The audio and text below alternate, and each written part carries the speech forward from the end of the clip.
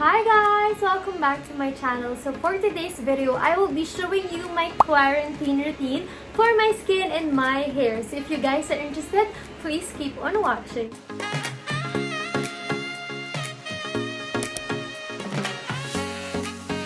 Alam nyo guys, when I had my Q&A on my Instagram, a lot of you has been asking me kung ano ang aking current quarantine skincare and hair care routine. Well, for me, this quarantine period is the best time to do your self-care, which is taking care of your skin and your hair at the same time.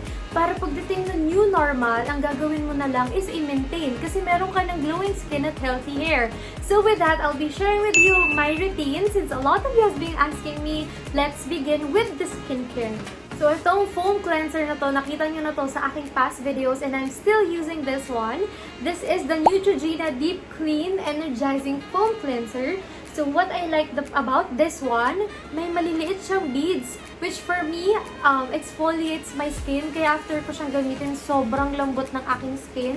And at the same time, meron siyang super konting mint effect after using this one. Parang nakaka-refresh talaga yung feeling. That's why I think it is the energizing variant.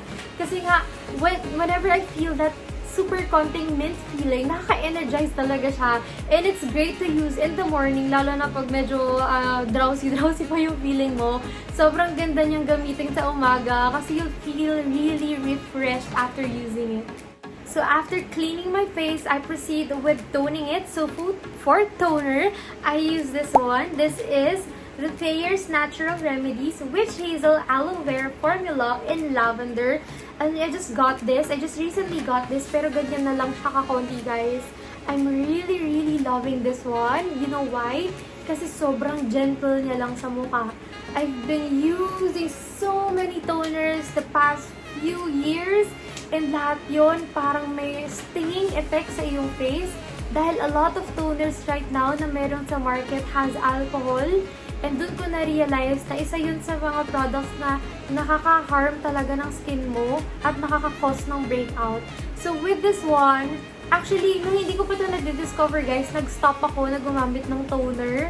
And diretso lang ako sa moisturizer ko. But when I got to try this one, ay guys, sobrang gentle niya sa skin ko, which I really like. So after toning my face, especially in the morning, I proceed agad with moisturizing.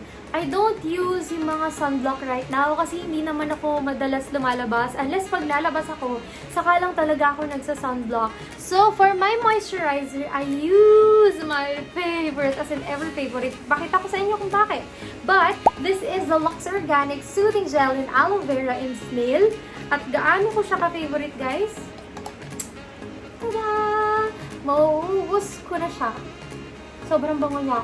Alam nyo guys, I'm really a sucker for things na sobrang bango. Ay, naku talaga. Sobrang bango nito at gustong-gusto ko talaga tong product na to. It really leaves my skin super smooth at may glowing effect siya right after using it. And alam nyo, yun nga, the fact that you're using like organic products, alam nyo hindi makaka-harm sa iyong skin. Alam mo hindi siya magkakos ng breakout. And I really like this one. Before nung gumagamit pa ako ng mga toners na may alcohol or may stinging effect, pagkagamit ko nito, nawawala siya agad. Kasi nga, meron siyang aloe vera. Aloe vera is good like for sunburns and all that. But then yun nga, I know that yung alcohol, yun nga, sabi ko kanina, really harms your face. Kaya nag-stop ako on using those toners. And diretso na ako sa paggamit nito. Sobrang Korean glow talaga yung binibigay niya sa skin mo right after using it. And it really moisturizes your face big time. Alam nyo guys, sa gabi, ganun lang din yung ginagawa ko. But what's new with my current routine is this one. The Luxe Organix Bentonite Clay Indian Healing Clay Premium Deep Pore Cleansing Mask. Ay, Diyos ko, na-discover ko to just recently and I've been doing this every other day. As in, every other day. I really planned on doing this like once a week lang kasi akala kong harsh siya sa face.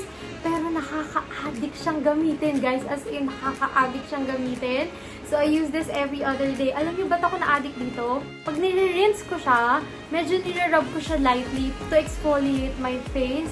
At pagkatapos ko siyang i-rinse, alam niyo guys, ang puti ng skin ko, lumiit yung pores ko, sobrang baby smooth no skin ko. As in, legit. Ewan ko kung anong meron dito. Kaya siguro ang daming na-addict sa Indian clay mask. Kasi ang ganda talaga ng binibigay niyang effect sa skin mo right after using it. Others use it with apple cider, iba naman water. But for me, I use yung Thayers na witch hazel toner. Ginagamit ko siya with my Bentonite clay. FYI lang guys, I like the formula na mas mabasa. Meaning, mas marami akong ginagamit na toner than yung powder. Kasi, mas madali siyang ilagay sa face, mas mabilis siyang matuyo, and at the same time, mas madali siyang i-rinse off. Kaya gustong-gusto kong mas marami yung toner kaysa dun sa powder. And it makes no difference naman, guys. Kahit mas marami yung powder kaysa sa toner, pagka-rinse off mo sa face mo, sobrang ganda talaga ng skin mo. Hindi ko alam kung anong meron sa Bentonite clay na to, pero ang ganda-ganda ng product na to. And ang dami-dami niya sa loob. As in, sobrang worth it siya. Sobrang dami niya. Nakailang gamit na ako. Pero guys, sobrang dami pa rin niya. Kaya gustong-gusto ko itong Bentonite clay na to.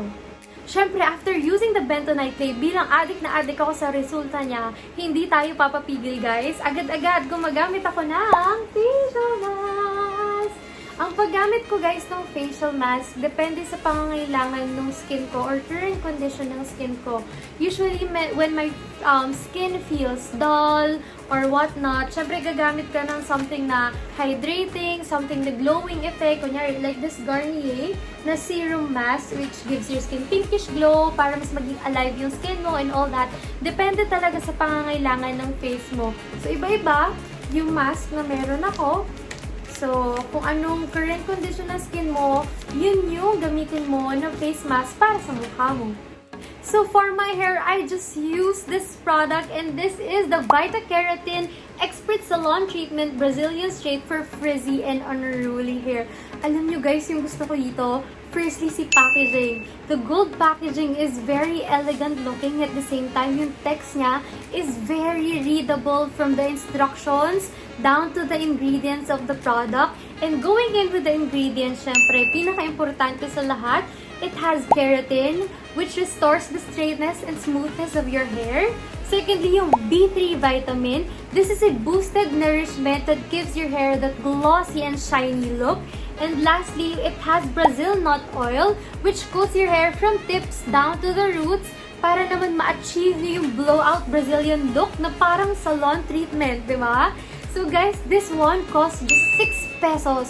Guys, 6 pesos. Kesa yung sa salon na sobrang mahal, and you can use this daily. But, alam nyo, yung isa sa pang-secret nitong product na to, you just use this for 1 minute.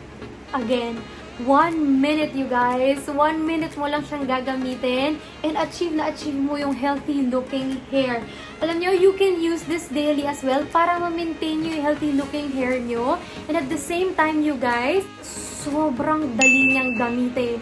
As in, DIY salon at home talaga siya guys. Usually, after rinsing my hair from shampoo, I will towel dry my hair. So, bakit ko siya tinatowel dry? Kasi I feel like the product will soak my hair kapag naka-towel dry siya.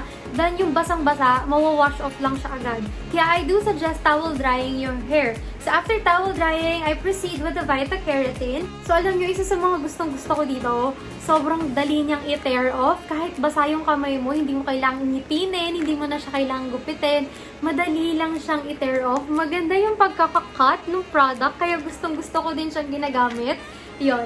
So, proceeding, pagkalagay ko sa hair ko, alam niyo itong isang product na to goes out for my entire hair already kasi medyo mahaba yung buko, guys.